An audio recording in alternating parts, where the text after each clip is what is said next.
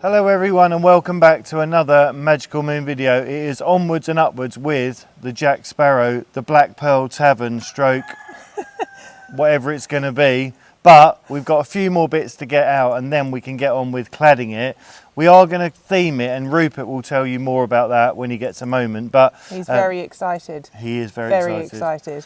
But we have to just get it, I say weatherproof. We need to clad the outside, and what we're going to do is we've got some of the wood, so we're going to reuse, as we do here, all the stuff we've got about, and we're going to put a couple of rails round, and then we're going to put the tin sheets round to make it a cladded stable for now. And it might be that it evolves, which it probably will, given all the ideas that are going to come forward for making it his home.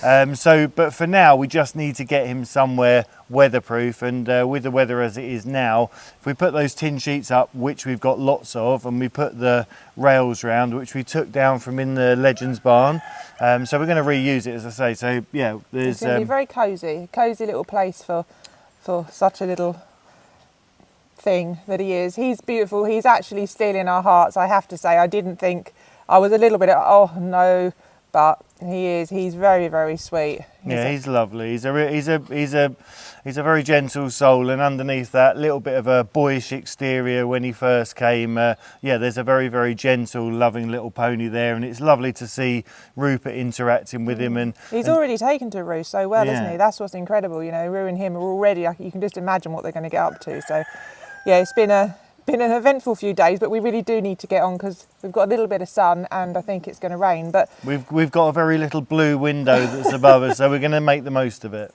We are, but also we have a massive, massive thank you to say to someone very, very special out there. A lovely lady called Paula Bravo.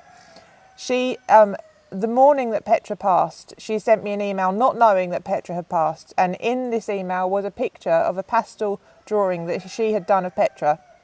And all I can say about welling up is it was something that I really needed to see, and she did something that morning for me that I don't think anyone else could have done, and it's gone on from there. Yeah, so she captured Petra in every essence of the word. It was just one of the most fantastic pieces of artwork I've ever seen, and it really, it's very, very hard to explain just how good she is, but she very kindly gifted us the original, and yesterday we were up at the shop and there was a little package there for us which we picked up, and it was from her.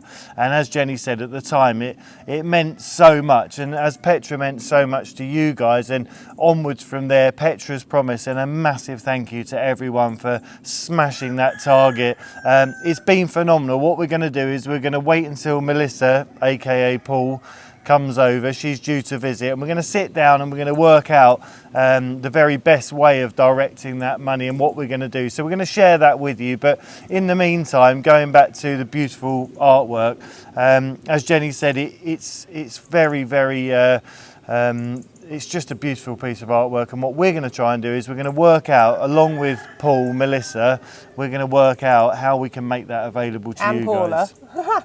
Paul and Paul. There's lots of Paulas. Just the name Paul. So yeah, we're going to work out what we can do. And as we said before, a lot of you have mentioned about merchandise and all bits and pieces, which will all go towards helping us here. But the most important thing is those sorts of very, very special individual pieces, just need to be done the right way. So Melissa, aka Paul, is working on Paula's artwork to see what the options are so that we can share that with you. Very exciting and very, very touching, and yeah, one of those things I'm not sure we'll get over in a hurry, and when you see it, you'll see why. So just a little bit it's going to rain. Yeah. No, we've got a bigger blue window, but what was very, very amusing yesterday, well, for us, but probably not for Paula in Australia, I looked on the phone to see what time it was in New South Wales, where she's from, and I just had to give her a call, and we had to give her a call and just thank her for her generosity and her kindness. And I tried once, and then when we got back here, we were doing a few bits with the Legends, and when we went inside, I tried again, and she answered. Anyway, we had a long conversation. Thank you so much. Oh, it's wonderful, and all the stuff, and it was just brilliant to catch up. And what a wonderful world this is, what a magical world it is to be connected from the other side of the world. And then I happened to mention, I said, oh, what time is it with you there? And she said, oh, it's 2 o'clock in the morning. So apologies to Paula for waking you up. She was very gracious, and you'd never have known it was, she was bright as a button. So it was interesting, and what a lovely, lovely person, and just goes to show the magic is still out there. So on that note, let's get on and do what we've got to do with Jack's little tavern. Indeed, let's go.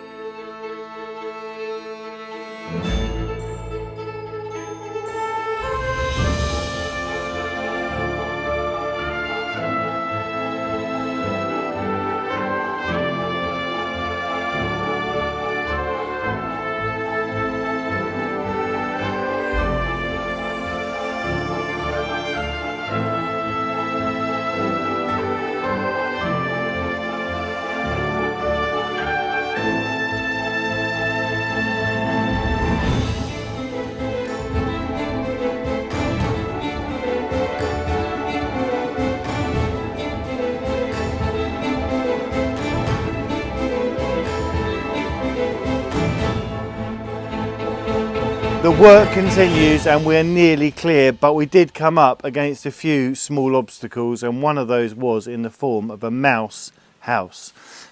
So we're going to leave them there because we don't need to go any further than here for now. And Jenny's been on the snail trail because she's been rescuing all those lovely little snails from around.